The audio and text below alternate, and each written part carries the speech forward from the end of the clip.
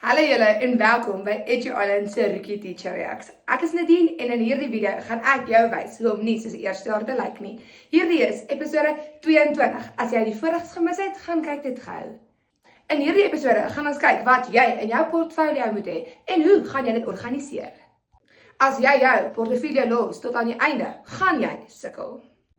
Hier is hoe jy dit kan maklik hou sonder enige stres. Gebruik hierdie volgende setup. Kryf jouself 'n ringlyn met index tabs daaraan vasgeplak.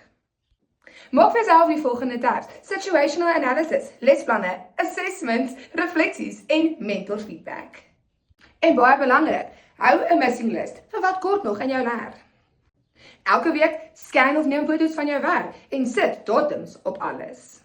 Vinnige reminders, maak ook vir jouself 'n Google Drive folder, dan het jy altyd 'n backup.